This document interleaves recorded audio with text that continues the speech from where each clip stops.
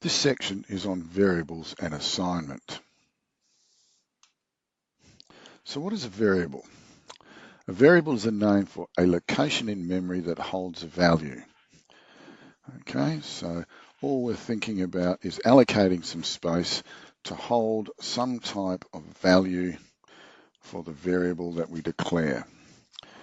So when we declare a variable, we have to give it a name and the type of information it will hold. For example, in the examples here, we could have an int called total followed by the semicolon. So total is the name of the variable and it's of type int.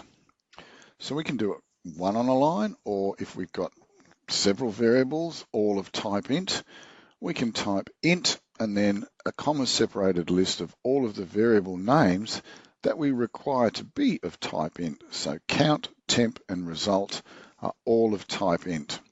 Just remember, when you're writing a line of code in Java, to make sure you terminate it with the semicolon. Data type there, variable name there. And as I said, multiple variables can be created in one declaration. So what we need to do after we've organized enough space to put our variables, we need to give it a value. And this is called initialization or assignment. So a variable can be given an initial value when we actually declare it. So we could have int sum equals 0, semicolon, or we could have multiple in a particular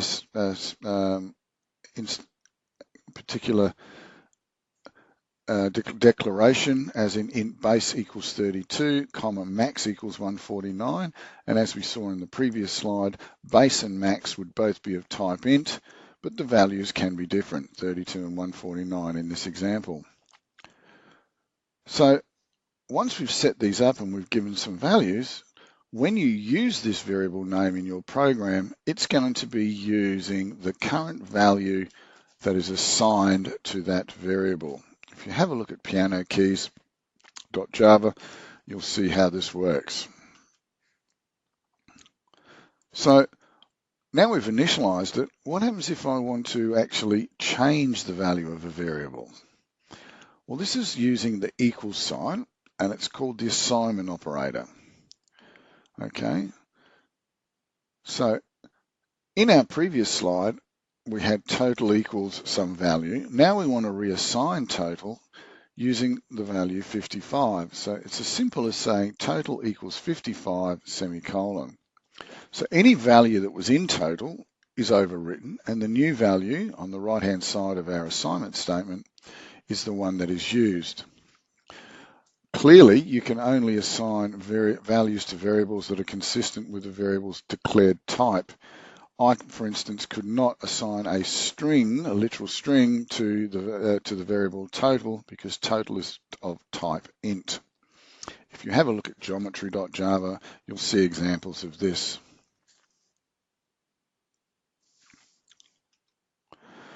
Okay, so we know how to then declare variables. We know how to declare and give them an initial value, and we know how to assign values to variables during our programs running.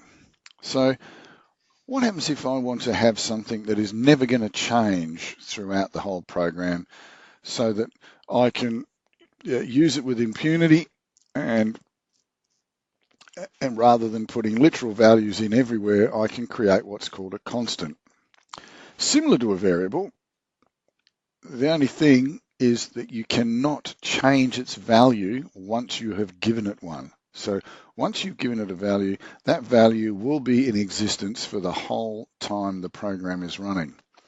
It's a constant, it's not variable. If you try to change it through your program, the compiler will give you a warning. Okay, and there is a way to do this in Java so that we know that something's a constant. We use what's called the final modifier to declare it. So exactly the same way as we had before, we had int and then the name of the variable and its assignment equals 69. Now we put the word final in front and it becomes a constant. Also notice that The name of the variable is all in capital letters. This makes it easier when you're reading your program to see which variables are constants as opposed to which variables are variable. So why are you thinking, why would I want to use constants? Well, three important reasons.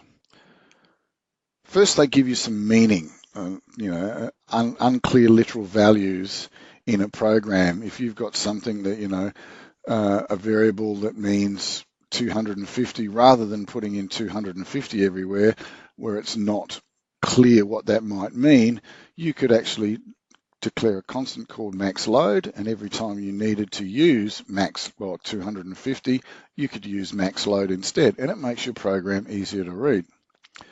The second is, what happens if this literal value that I've been using throughout my program needs to be changed? I'd have to find it everywhere in my program and change it in all those places. If I use a constant, all I need to do is update the value where I declared the constant, and then it will be used everywhere else in the program. Third, and probably equally as important as the other two, is that they formally establish that a value should not change. Therefore, if you do try to change it, you will get an error from the compiler, and any other programmer that wants to use your program will also get an error, and they will then realize that it is a constant. So three very, very good reasons to use constants in your program, and we'll leave it there.